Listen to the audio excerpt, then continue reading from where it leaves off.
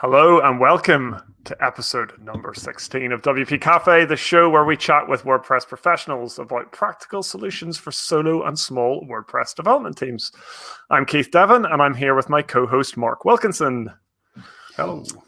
On today's show, we'll be discussing WordPress development workflow automation. We'll be digging into what workflow automation means and how we can use it to improve our development processes. To discuss those questions, we're joined by Michael Bragg, Senior WordPress Engineer at Vatu and previous guest of the show. So welcome back to WP Café, Mike. But before we get started, if you don't want to miss out on a single value-packed episode of WP Café, where we have content about WordPress development, then subscribe right now to the High Rise Digital YouTube channel. There should be a big red button if you're not already subscribed below. And thanks to everyone who has subscribed, because we've actually now reached over 1,000 subscribers. Amazing. So thank you for that. You can also find WP Café as a podcast on Apple and Spotify and other platforms, where you'll find this episode shortly after it has gone out today. And for news of upcoming shows, then follow us on Twitter. We are at WP Café Show. Let's bring our guest on. Michael, how are you doing? I'm good, thank you. Nice to have you back. Yeah, and really nice to have you back on the show. You were just telling us before we got started, it's been a bit of a big year for you. So thanks for fitting us into your busy family schedule. I really appreciate it and nice to see you again. So this shows, it's kind of been in the works, and well, in my head anyway, for probably over a year. I can't remember when it was exactly. You might remember, but you gave me a little video tour sometime during one of the lockdowns of your development setup, and I was super impressed with some of the automations that you'd set up. I never actually kind of got around to implementing any of it, but it's just been kind of percolating in my head for a while, and hence getting you back on to talk through it again and hopefully inspire us to take some action and inspire some others as well. So that's kind of the genesis and why we're here today. So in preparation for the show, I asked a question on Twitter. Let me see if I can get it up on the screen. I can. So I said, WordPress peeps, what do you want to know about development workflow automation? And I got a few answers. Most of them went something like this. So David said, everything. Lee said, this, everything. Aruba said, all the things. So we've got a bit of a task on your hands today, Michael, telling us everything about development workflow automation. We did have a couple of slightly more specific ones. Alan said, deployment, Git-based deployment workflows for WordPress are a bit of a mystery to me at the moment. And then Steve Perry said testing. Not sure if it fits into that. I think it probably does fit into what we're talking about today. And they said, if not, always interested in deployment and build processes. So I thought we'd just start off by asking you, how did you get into it? What were your first automations? What was the start of your journey? Yeah, go for it, Mark. Keith, can I just mention, if you are watching along on YouTube, thank you very much. Do put in the comments where you are and who you are. And if you've got any questions, then also add those and we can perhaps get those to Mike later on. Yes, absolutely. Absolutely. Cool. So how did you get started? Got started by being lazy. Pretty much. This is lazy.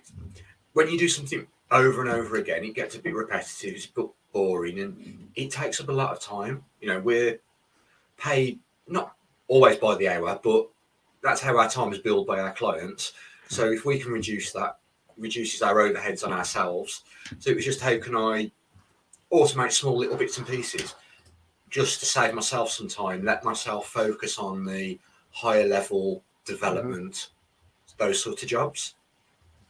Yeah. So I think I started that, and then it's just building up, well, what do I do a lot? You write down your process. So you document it, so you've got a standard process using. Oh, do I do this more than once? Yes. Well, is there a way I can run it once and it does it every time that I do any work? Yep. So then it started with looking at PHP Code Sniffer. Okay. Which is the very basic level, which looks over your code and tells you you've missed a comma at its simplest level. On its highest level, it tells you things like you forgot to escape an echoed value. And it was just going from there. It was, that on the one hand, it means that my code never breaks before I push it live. Good thing. And then the second level is I learned a lot from reading the errors every time it threw an error up. Yeah. When does it throw an error, Michael? So when does it throw an error? When you run the command. So this links back into the automation. You can run it manually on your local. So you do composer, run PHP, or the short PHP code sniffer against the set of WordPress standards. And it goes through every line of your code that you ask it to, and it will go line 371. You haven't escaped this value because it's got a clever, I think it's regex behind it, that checks that an echoed value isn't wrapped around an escape command. So it would then, in the command line, throws up this error. You can then read it, research, well, why is it throwing up, and develop from there. So it starts from there, and then you can go on further. And at the moment, it runs in our build scripts. So before we deploy a site, it runs automatically. So myself or any of the fellow developers that quite often do, you miss something out, you haven't seen something, it runs before it goes live. So it then secures me against, in theory, breaking a live site when I deploy something. So when you deploy it, then does it stop the deployment process if it fails? Yes. Right. Yes. And how do you know about that? Does it like email you, or do you see that on the screen, or? Yeah, depending on the systems you use, it can be a third-party tool that tells you it's errored, where they do email notification, on-screen notification, or in, say, GitHub with their new GitHub Actions, in your pull request that you've made to merge into your master branch, or your main branch, it then puts a big red icon and blocks the merge. Clever. And you can also have it email yourself. You probably have it several different integrations if you wanted to. Like you can have it flow into Slack if you use that type of monitoring. So you started off doing it as like a manual command line process, and then you found a way to build that into like an automated process so that it always just checks every time you do like a push or a deployment or something. Well, that's it, because again, the laziness is I run the command manually every time I push, but sometimes you forget to, you push it live. So can I do it without having to remember to run that command? So you can use, if you use Git development structure, you can use Git hooks. So every time you go Git push, it runs that script that does the testing. And you can go, oh, it's failed. It stops me pushing to GitHub or your Git repository, which then makes me not look silly in front of all my peers because I pushed something bad. Or you can run it on the repository itself. Okay, well, let's dig into Git hooks a bit, because I think someone actually mentioned that in one of the questions on Twitter, and it's something that I'm kind of interested in. So what is a Git hook, and like when does it fire, and how do we hook in processes like this, and when do you get the feedback? Can you explain a bit about how that all works? A Git hook itself is usually a command line instruction. So whether it's written in Bash, that you would just, whatever command that you would normally type in, you include it in a file that gets included in your .git folder that's on your local machine, in the Git hooks folder there. And you can run on push, on pull, on merge. You can tell it which command that you're running from Git to run this script upon. So we would do our simplest Git commit that we do quite a few times, and we run this action and go Git commit, and it goes, oh, this script goes test X file. And it's as simple as that it runs, and if it passes, i.e. the script returns a 0, it lets your commit continue. If it concerns a 1, that's a fail, it would then stop your commit from going through, from being made. Oh, interesting. So this is a script that is that's inside your repository, is that correct? It's inside your local repository. It's inside the .git folder that you probably don't see if you've got hidden files on. And do you have to... Go on, sorry, go on. I was saying it isn't in your remote repository. Okay. It's stored locally only. But there are methods that you can manually add it in, or you can automate it, as in it just copies the file from a bin folder in your repository into your .git every time you do, git pull or git initialize, things like that. Mm-hmm. Okay, so that's something that runs locally on your machine then? Yeah. Because it's on your machine. Yeah. Okay, makes sense. And it literally stops. So if you have it on commit, so say, I don't do a lot in the command line, as you probably know. We use the Tower app for our kind of Git client. Could I still do this kind of thing using something like Tower? And if so, how does it hijack that process? If I've selected the files, I've written my commit message, and I hit commit, what could I expect to happen if it failed the test that I've set up? I'd imagine that Tower is built upon Git, so in the background it's just a GUI for the basic Git commands. Yeah, so it would run that Git command, and as long as they've built in the error handling, which you would hope they have because they're a quite big piece of software, they should then have something that flash up on your screen that would return an error, basically, that would tell you it cannot be committed because it's failed your test. Yeah, just like if I try like a push and I haven't pulled yet, it'll tell me that there's like a conflict. It'll come up with an error message. It's probably going to be that same kind of interface. Yes, okay, that's exactly. That sounds good. So what kind of things you mentioned? The testing, the PHP code sniffer. What other kind of those early automations did you set up? Like where did you go next after the code sniffing? After the code sniffing, I tended to move on to the deployment. I did it in a roundabout way that probably somebody starting off, I wouldn't say to do that way, but I then went from locally to then go, well, I want to deploy stuff automatically. Whereas in an ideal workflow, you would start off with unit testing, then go into integration testing, then into acceptance testing, and then regression testing. Okay. As your different layers. So you've got your unit testing, which is your basic test a function at its lowest simplistic level. So you do, if a function adds two numbers, in a test environment, if I add 1 and 2, do I get 3 back? Yeah. Yes, brilliant. We know it works. No, there's probably a bug in your program or your test. Okay. And do you do that for every function that you've written? Because I just think like our code, there's hundreds of them. Yeah. In a perfect world, you would do, but I don't think in reality anybody gets anywhere near 100% code coverage. Okay. Best thing to do is your core business logic, test that. The majority of stuff, if you get a chance to, brilliant. If you don't, it's not a big problem until you find out that bit's broke, and then you go back, write the test to prove that you fixed the issue. Yeah, I'd start off with your core business logic. If you do something that's critical to your site, is it critical that somebody could submit a form? Yeah. Probably. I would write the functions that, the mail function test that works, test the validation out, that sort of thing. Whereas you don't need to maybe test something that, does it show a header on my 404 page? You probably wouldn't need to test that. Yeah. Okay. So you'll go from there.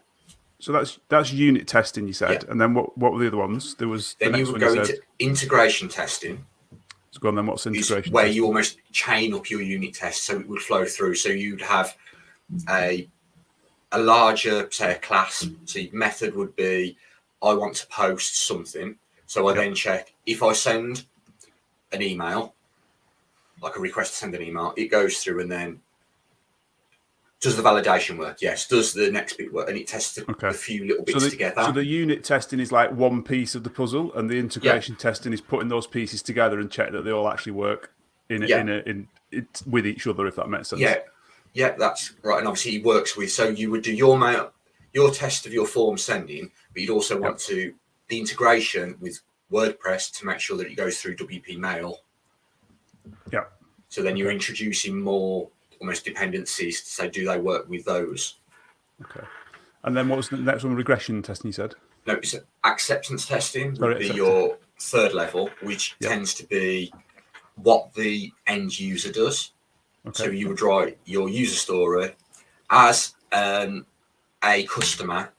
I expect to input my details to this form and an email to be sent to the company. Yep. So then your acceptance testing would be almost like the front end at its simplest level.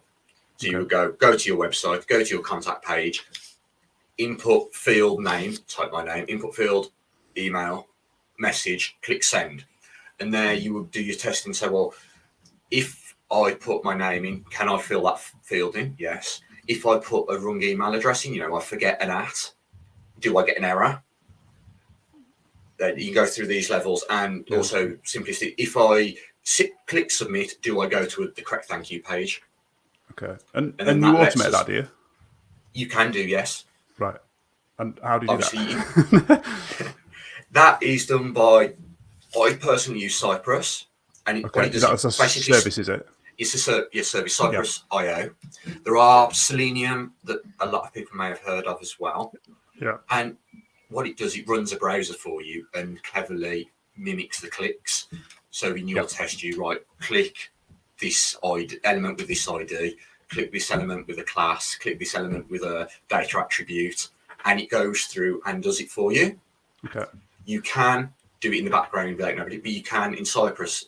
It opens up a browser in front of you, and you can watch it go through if you do wish. Interesting. And presumably you wouldn't, we're talking about automations today. Presumably you wouldn't do that after every commit.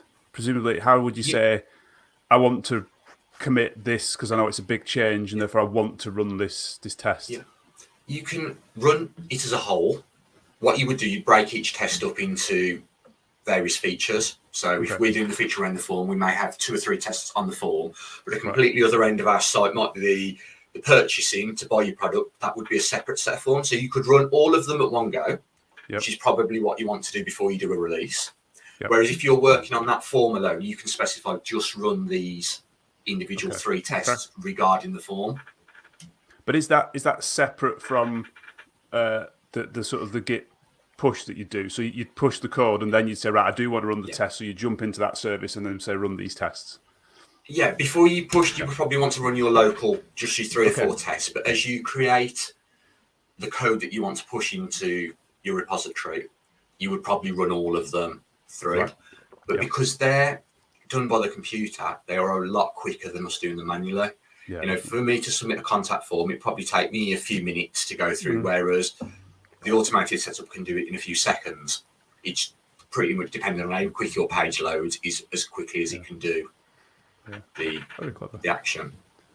And then what was the last one, the test? And then it was 4, we've got 3. Yeah, the regression testing is where we use visual regression testing, which is glorified. Take a screenshot before, take a screenshot afterwards, compare the difference between the 2. Okay. And that can usually highlight that, something's changed. If you've added a block in and you want it to look a certain way, but you've changed the CSS class somewhere else, it's gone from being blue to green. Right. You've introduced an issue. Yep. This is where I get really interested. Yeah. This is right. Let's dig into this, because this would really help, because I've got so many times when that exact thing has happened. Like a bug has come up towards the end of a build, and there's it's typically a spacing issue for me these days between some blocks or something that's not quite right. And I look at the rule and I think, I know how to fix this. I know how to fix this bug, but I don't know the implications across the rest of the site. I'm sure I wrote this rule for a reason. Mark will tell me I have to comment on my CSS. So can I set it up then so that I have got some kind of, I guess you could do it on a real site, but I could do it on a test site with test content as well, that I make that simple seeming change and I can catch an error way over here. Is that possible with visual regression testing? Is that what it is? So what you would do, you would have your single source of truth, which would, in its simplest form, you do your current live site. Yeah. And it stores that. And then you go run second test on my staging site, or if you've pushed a new change to your live site, and then that second one would compare the two, and you would set that up for your core pages. So it could be your home page, your contact page, your product page, whichever are your most important pages. Which you could do it for every page, but it would take a while. Yeah, sure. If you've got thousands of pages, you just want to do it for maybe one post type, one for each post type. Yeah. And then you would run it and it would do all of these. So you could be working on your contact form, but you change a class that changes your homepage. Because you've set those several pages up, it would compare the homepage before and after, the contact page before and after, and then it would come up with this certain section of the page has been altered. Mm-hmm. And then that would be indicating to you that something you have done in your CSS code has caused an issue somewhere else. Yeah, I've seen some examples of it before where they kind of show you the two screenshots side by side, and they'll like have like a kind of slightly transparent red over the area that's kind of changed. It's that kind of thing, isn't it? That's exactly it. Yeah, and they can tell you, like, you can set tolerances, I think, about like the percentage of change between the two, and that kind of thing. Okay. Yeah. So, do you have any tools that we might look at if we want to set something like that up? Again, at Vatu, we use Percy.io, which has just been acquired by BrowserStack. Oh, wow. Okay. There are also tools like the BBC here in the UK wrote Wraith, which is, I believe, a Ruby gem that can do very similar. Okay. And at your simplest level, you could take screenshots through Chrome and throw them into Photoshop on 2 layers and change the opacity yourself manually. Yeah. You know, if you only want to do it quickly, you could do it at that level. Yeah. Okay. So that's really interesting. And then at what stage of the process then would you hook that in? Like, when would you automate that? You know, if you were working on something, would that be again on a commit, or would it be on a? I've seen lots of stuff done on pull requests. Mark and I actually never use pull requests because it's the two of us working on things, and they're usually kind of separate parts of the build. But I see a lot seems to rely on pull requests, and then it will give you some details. Is that how it works for the visual regression stuff? I would usually do it. Depends on the scale of your project. If you were working on a humongous project, you might want to run it on commits because you don't know what affects other things, and you'd have the infrastructure behind it to do it. Okay. Whereas what we do is run it on a pull request, because the chances are you've done your code, you then want to push it to the repository because it needs to be tested by somebody to make sure, like a second set of eyes. So that would be the simplest way to do it on the pull request. Or you could do it when you merge into master as a very high level, just a quick check. Yeah, that could be a good time. Even pushing to the develop branch, like the remote develop branch could work for us as well. Okay, yeah, that's good. That's something I'm definitely. So Percy.io is what you guys use at Vatu at the minute. Yeah, that's what we use, and it's a online platform as well as a local version. So you can run it locally, but you can also, it's a service you can use. And I think they offer quite a good free tier, so you can get in and test it before you then. I think this is potentially a good time to mention that Michael has agreed to do a kind of screen share session with us as well, like as a bit of a follow-up, because obviously this WP Café goes out as a podcast, so we didn't want to do any kind of screen sharing today because that's not really fair for the podcast listeners. But we're going to do a follow-up show on our channel. So please do subscribe to the High Rise Digital YouTube channel. I think if I just put that, I think that's the right URL there. So just youtube.com/High Rise Digital, and we'll get that scheduled soon, Michael. I think it'd be really useful just to take a few of these things that we've talked about today and actually show them in practice. So we'll do that in the near future. So please subscribe if you want to see that. Very, very cool. Okay, learning loads. Lots to think about. Mark, have you got any questions at this point? Yeah, just so those tools like Percy.io, do they integrate? Do they have webhooks and things that you can like run them at certain points and things like that? Yeah, that's how we work it. We use Git and GitHub Actions. Right. So we push a commit, it runs through an action that does all the static analysis. So it runs PHP scan, PHP code sniffer, all those sort of things in one workflow. Once they've passed, it then goes on to run in acceptance testing, so it then loads up the version of the site on the staging server, and it runs through, can I do all these tests? So it runs through automatically like that. So does that kind of answer your question there? You can also run it through other, Travis CI, CodeShip, Circle CI. They all have their own slight implementations of how you would set it up, but they're all basically run the command in a script form, which is the whole essence of automating. Is everything you manually would do, you include into a script file that lets a computer run it for you. Okay. Yep. Very cool. I've got some comments. Should we should we jump on to have a little look at, see what people have been saying? First off, I've had a hello from Constantine. Hi, nice to see you here. These are from earlier on in the show, but I like this one. This is why we automate things. Laziness is always the best reason. It's true. I think a lazy developer is a good developer, right? That's what they say. Had another hello, and then we've got a question coming up. Let's see if we covered this yet. From Darren Pinder. If a dev only had time to implement one automation or test, what would you recommend? The simplest answer is whichever one you've got enough time to do, because each one can take various amounts of times. If you're mainly front end, you might want to do your visual regression testing. Because if you do a lot of work in the front end, so yourself, Keith, if that's where you live, you might want to integrate that first, because that's going to be the most helpful to you, because you aren't concentrating on the underlying code.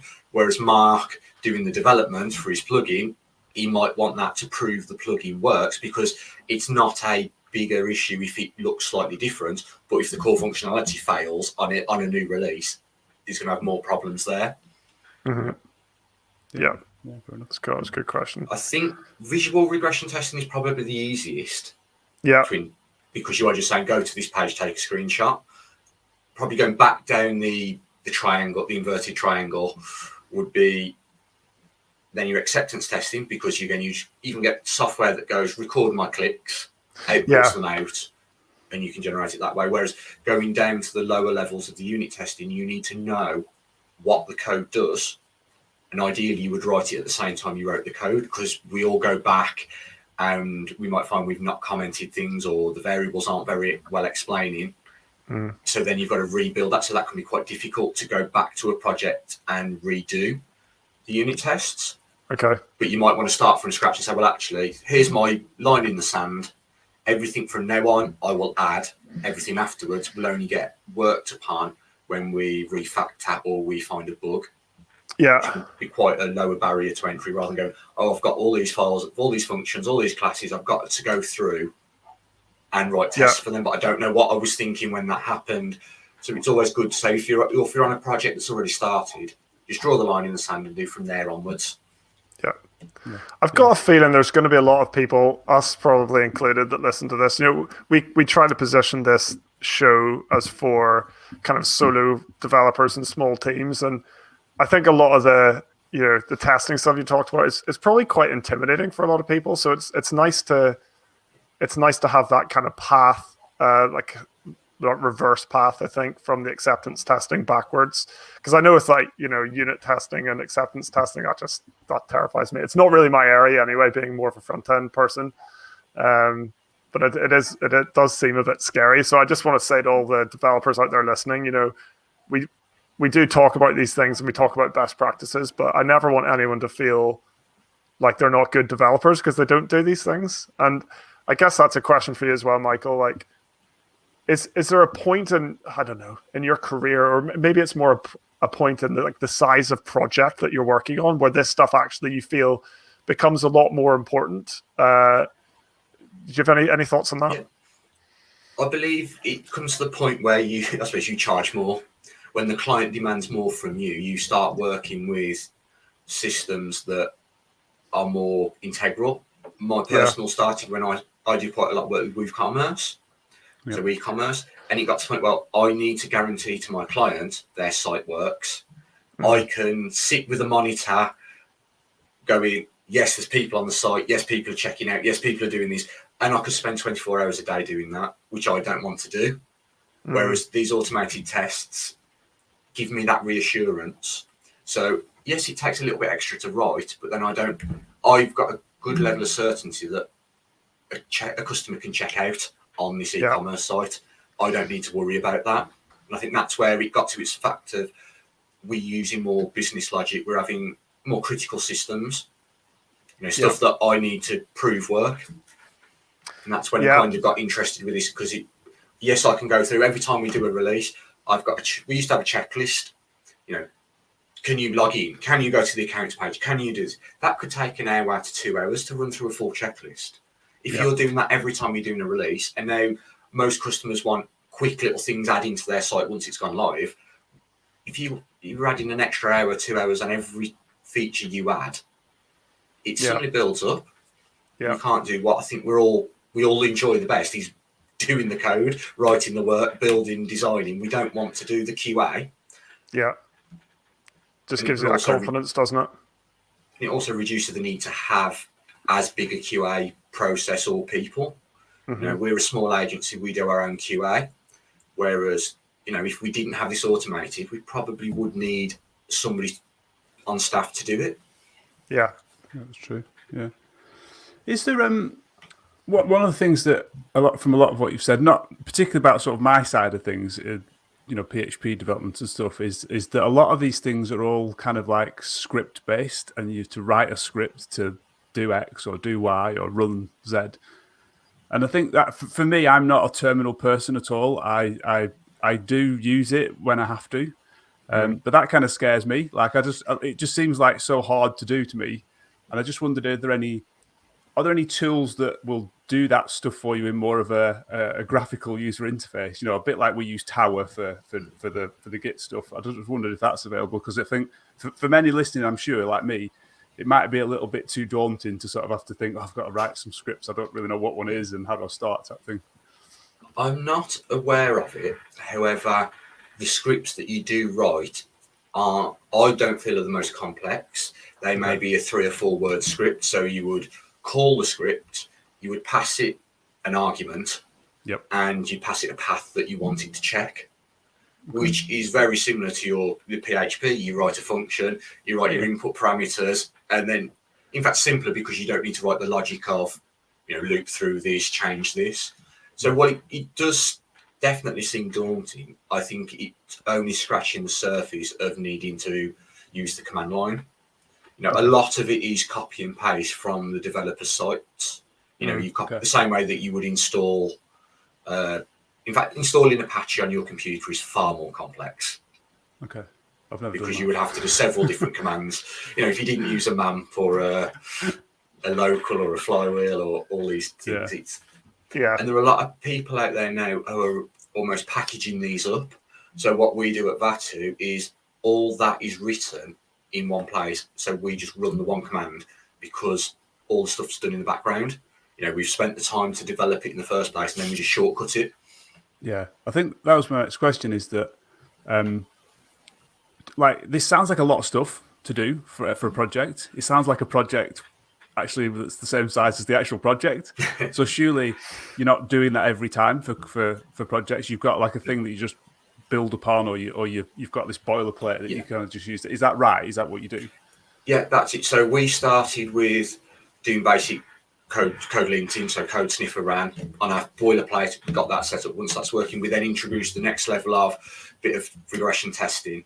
So it's incremental, but a lot of us all have our own boilerplates. We do set up these where our files are stored, and it's just building it into that. So you don't need to go, I've got to completely rebuild everything at once. We just do it incrementally as we do everything else. It's not a big barrier. You just run the one. Yes, that worked. 5 projects down the line, when we've got a bit more time or we feel the need, we can then introduce the next stage, the next product we want to test, and just build it up like that. Because I think any little bit, if you do that 1% more, your next project is going to be a multitude better. Then the next project you do another 1%, And gradually over time, you're getting, you'll work your way up to a lot higher percentage of being more useful and getting more benefit back.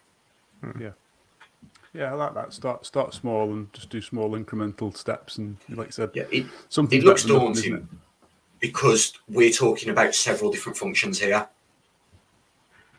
Same with going back to the deployments. What would we do normally? We'd FTP files to a server. We'll automate the copying of a file. Yep. Then you can automate clearing your cache, do these things. Just start really small, and then that'll save you a few seconds each deploy or each time you go live, and just build it up. And then you'll gradually know, oh, I want to do this. Oh, I really hate having to write this command or do this thing. They're the best things to automate, the things you hate doing. Because once you've done it once, you can forget about it. Yeah, look at your workflow and decide which is the point in there. You think, I've got to do that. I hate doing that, and try and automate it. Yeah, I think for me that was one of those things when I learned how to automatically deploy a certain branch to a staging server. And it seems quite straightforward now, but back then it was a big change. It was a big saver as well. I could just push to develop, and I know automatically it'll get pushed to the staging server, and that was a big thing for us. And there's tools you can do things like that without using the command line and everything and terminal and stuff. So certainly worth looking at that if that's something that you find you want help with, or you could do, or you've not set it up. Definitely. Well, yeah, Mark, because that our deployment process is a development automation. We push to develop, and that gets pushed up to a staging server. We merge that into master, and that gets pushed to production. That's a good first step to some kind of automation, isn't it? And maybe something we could do a little video on at some point as well, just showing people what our deployment setup is. Even though it's very simple, it just might help people get started on that as well. That path. A few more comments. Thanks everybody for writing them. We've had loads today, which is really great. This was in response to Darren's question about if you only had time to implement one. I'd always go for what's the most important to you. Can't argue with that, really. We've got a question here. Hopefully we've covered this, and hopefully Charlie's a bit less confused. Visual regression testing is the next steps I want to look at. Any suggestions on where to start? So we did talk about that, and you mentioned Percy.io to look at. It's something I've looked at before, and maybe we can have a look at that, Michael. I don't know if we in our follow-up show. Yeah. I think linked to that. If people want to do sort of the script stuff that you mentioned. Code sniffing and things like that. Have you any go-to place where they should learn that stuff? Is there some awesome online resource that tells you exactly how to do it? And that would be really good for people, I'm sure. Not specifically. There's the usual Google and sort of things. WordPress has its own set of sniffs, as they call them, basically rules to check against. That's an extremely good place to start because it's what WordPress is. So there's a lot of people in the ecosystem that have written out how they do it, and people around to help. There's a GitHub repository there. Obviously, each tool tends to have quite a good selection of documentation, and that's usually the best place to start with things. Read the documentation. They have a lot of good examples, very simplified, the Hello World style tests that you can run, not on your project, run separately, and then just play with it from there, but not with the risks of destroying a client work. Yeah. Good. Yeah, that's cool. Another question here. I like this question from Steve. With regression testing, do you have a way of getting around moving / animated elements, e.g. scrolling banners can throw up a false positive? Any thoughts on that, Michael? False positives is the biggest problem with regression testing, because silly things as moving one pixel down on a screen can throw up we think there's an error. A lot of them do is they won't fail it. They will say, we think there's a problem. You go in and you can then manually approve it, which is a little bit of an extra step. Yeah. You can do that. There are things that you can do. So you could potentially pass a class. So you say, well, into your body that says, we're QAing. So you define a constant in your WP config that says this site is being QA'd. So then class would be, for your animation, you could stop the animation just while we're doing that. Right. There's also things you can wait. So what we do quite a lot is we load the page, we wait 5 seconds for any animations or pop-ups to finish, then we continue with our test. Yeah, so if we have a lot of these sites have annoying modals that pop up in the first place. As soon as you go on the page, you could go, well, wait 5 seconds, then check is the modal shown. And also what we do for like cookie banners, we have a script or a little function that you can do before each test, except the cookie banner, so it doesn't show. Your first test can be, does it show? Yes, once we know that, every subsequent test clears it or removes it. Yeah. There's also something that might be interesting as well as we go forward. With CSS, you can now do prefers reduced motion as a media query. Whether if you built your site to have a prefers reduced motion option, could that be run in the visual regression test so you only ever check your reduced motion version? Yeah, that's a great idea. Yeah, really good idea. Charlie says as well here, he says Percy, I was going to say, I'm saying he, it could be a female Charlie, I can't tell from the small thumbnail. Percy solves that animation issue by pausing animations, but I've never been able to get it working. So it looks like there's some kind of functionality built in for that. So that's definitely worth looking at. And then another follow-up again. Once you've done it once, how much needs to change per project? Trying to work out whether it's worth it on small projects. We've kind of touched on that before, but any thoughts on that specifically? It would depend on the test you write. Like we would write some very high-level tests that we use, and I think the simplest one is we do a health check. So it loads the home page and it checks that it's a 200 response. That works on every site. It's just basic. We don't do it. Things like going back to the WooCommerce, we have the checkout payment paths. They're all fairly standard. So that's one test that we can pretty much copy and paste into every new project. Whereas if it's certain business logic, it would be custom to that project. So you wouldn't be able to reuse it. But if you use several plugins consistently, you could write one test for those. And you just need to be a little bit more aware when you write the test, so it's more generic. So you're not looking for a class that's specific to a project, you're being more generalized, which is where a lot of the frameworks will allow you to add a data attribute. So you would add it to an element, and so this element is a cookie banner. So no matter which site you use, whether you've got a class of cookie banner, it's always got that data attribute that you target. So it then makes it more reusable. Yeah, like it. That's great. Very good. I'm inspired. I'm looking forward to the follow-up episode. Actually, I'm looking forward to seeing this. I'm a very visual person, so I find it difficult sometimes to get hold of ideas whenever they're spoken or written down. So yeah, I'm really looking forward to actually seeing things in practice. And and that's obviously what inspired this in the first place. Whenever you did that video call with me ages ago. So yeah, that's really cool.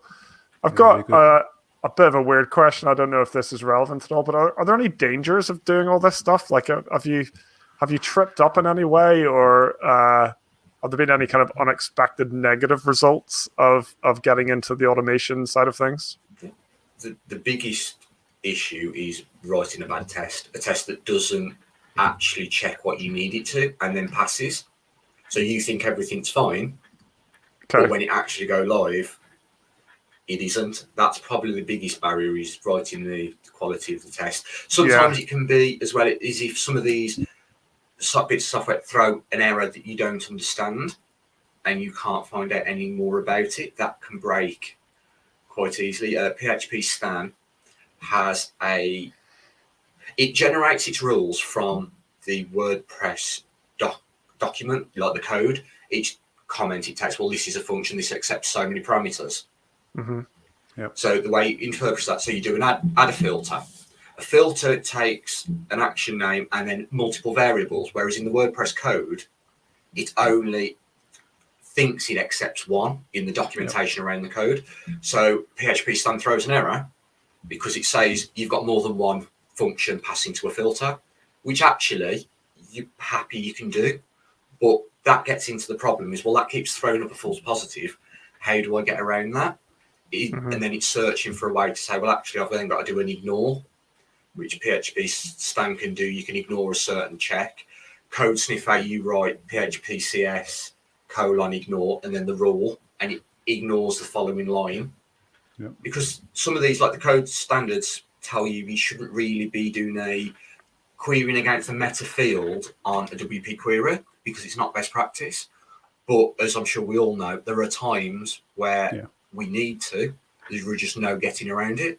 But that will throw an error, and it's how do you handle these errors? Right. Is probably the biggest barrier. But I also then find that leads me on to researching, well, what's the error? Why is it an error? And a lot of the times I can probably come up with a better coded solution that means I'm not getting this error because I'm doing something a different way. And I think that can be a good positive for you then to expand your horizons, which says, I always say, Code Sniffer taught me to be a better coder because it held me to account. Whereas I could have been lazy and done not scout things, not put a dot comment in there, not done things like that. It made me a better developer. Yeah. It's interesting. I've seen those. Sorry, I was going to say, I've seen those PHP ignore comments in things, and I've always wondered what they are, but now I know. They're just get the Code Sniffer to ignore that line, isn't it, below? So that's good. Yeah. In an ideal world, it would have a comment after it that explains why they're saying to ignore it. I think I've seen that as well, like people saying like, "Oh, this is escaped here or there or whatever," and then it makes sense. But I kind of thought that's what they were, but I didn't know what they were doing. But now I do, so that's good. Yeah, it's quite useful. It tells you the rule that it's stopping, so you can then go and look at that rule and identify it a bit further. Yeah, probably. Sorry, Keith. Go on. No, it's okay. That's fine. I'm out of questions. Mark, do you have any more questions for Michael? No, I think that's a good overview, definitely. Hopefully that's inspired you to at least have a go at something, whether it's something simpler like, the screenshots, or whether it's automating deployments, or whether it's some of the more complex stuff. And I guess it depends on what you're working on, definitely. But certainly lots to think about, which is good. Yeah. Michael, have you ever thought about putting together a course or anything on this stuff? Yes. You should do ideally, watch this space. There are plans afoot to do something that involves a lot of this, mainly because in the WooCommerce area that I work with, there is a lot more benefits from testing because you are dealing with money, purchases, cash changing hands. It's better to be safe from there. Absolutely. Okay, well, that's interesting. So, and you also mentioned, I think before the show, you were thinking of possibly starting doing some videos and things. So if people did want to stay in touch with you and kind of make sure they don't miss all those awesome future developments, where might they do that? The best place is on Twitter. My handle is Michael Bragg.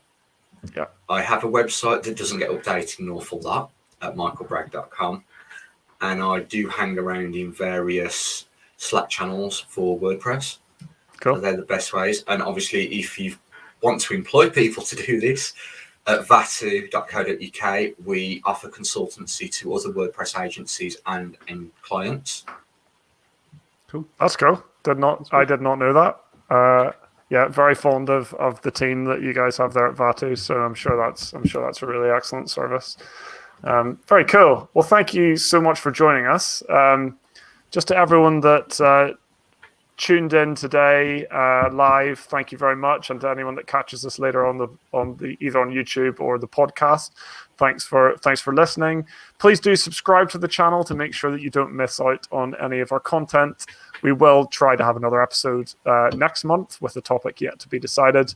If you've got any ideas about topics or guests that you'd like us to cover or have on the show, please let us know. You can let us know over at wpcafe.show. Or we're on Twitter. I've completely forgotten the Twitter handle. Mark, what's our Twitter handle? WP Cafe Show. That's great. Thanks again to Michael for joining us today. Thanks to everyone who tuned in, and we will see you all next time. Bye. Bye-bye.